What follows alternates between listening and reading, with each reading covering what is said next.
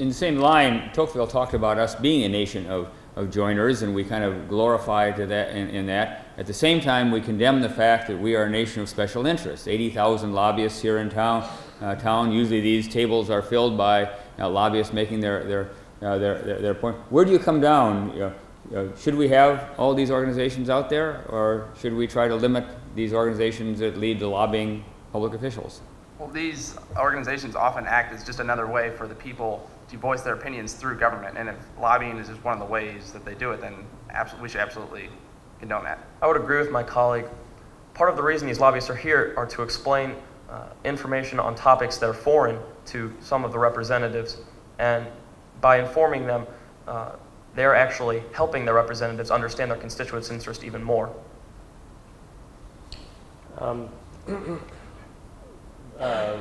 Voter turnout is well, last year or 2 years ago pretty high, but given the 26th Amendment and the right for 18-year-olds to vote in elections, I'd like just to hear why or why not maybe even younger people should be allowed to vote in maybe school board elections, city council elections, things that impact you directly, as far in terms of really inspiring a vibrant democracy. To clarify the question, how young are you talking? There's actually a movement in Alaska to try and get the age reduced to 16 to vote in school board and city elections.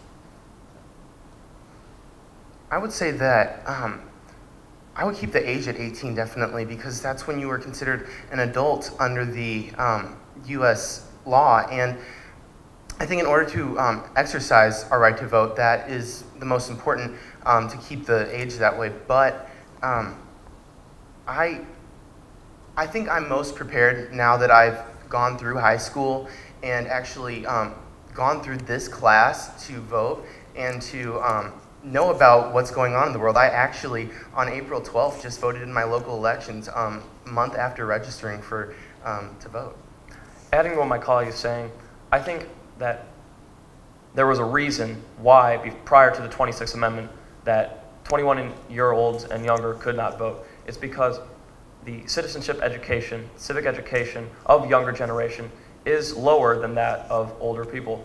And making it even younger would not raise the voting education. Ultimately, the goal for voting is informed voting, in which citizens represent Jeffersonian ideal of enlightened citizen and voting to the best of the ability for the common good of all people. You've spoken a good bit about the importance and the role of voluntary organizations, which implies the right to associate. The right to associate, however, is not specifically mentioned in the Constitution or Bill of Rights. So how has the right of association become firmly entrenched in our culture and in our law?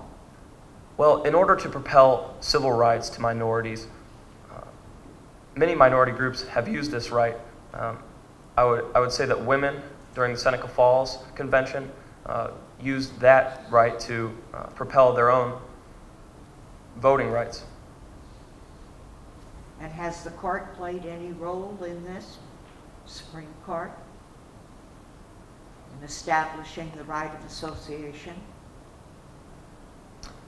Absolutely. In the case of Boy Scouts v. Dale, the Supreme Court said that the right to associate should not be denied to the Boy Scouts when dealing with their leaders, and that they could deny the right to associate to a homosexual leader.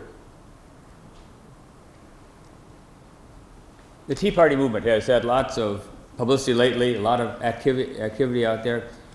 Do you think, either from the Tocqueville perspective or from the constitutional perspective, that we ought to encourage movements such as this? Should we ignore them, or should we condemn them?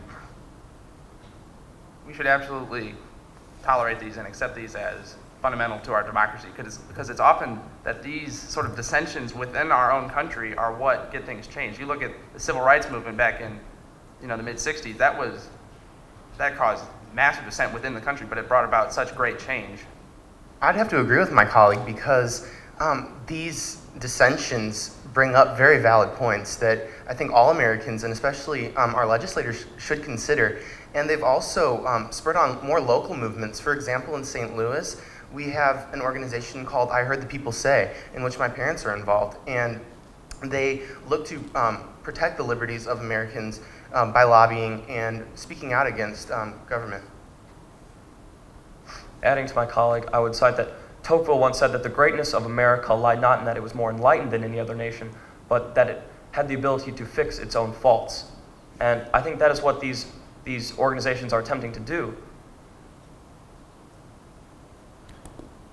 To what ends do you think that government should be involved in ensuring that there is opportunity and a greater opportunity and equality that Tocqueville mentioned? I feel in the case of affirmative action, the government was very justified in allowing them to make what they felt was reasonable and concerning ethnic and other sorts of minority groups, and allowing them to better be involved within our government and various organizations. Let me jump on the affirmative action quickly. That you're one of the more diverse groups we've seen today. Should we give you some extra points because you're more diverse? Do you want to explore that a little bit? Would you accept 10 more points from me? Well, according to the courts, you have no compelling interest to do that.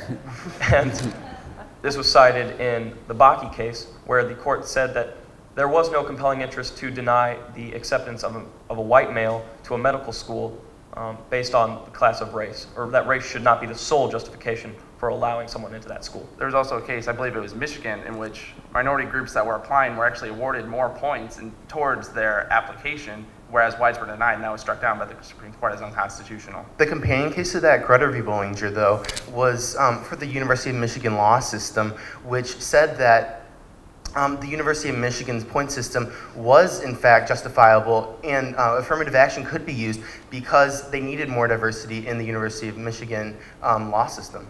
However, Sandra Day O'Connor quoted at the end of the case that affirmative action would only be a temporary thing and the next 25 years would not be needed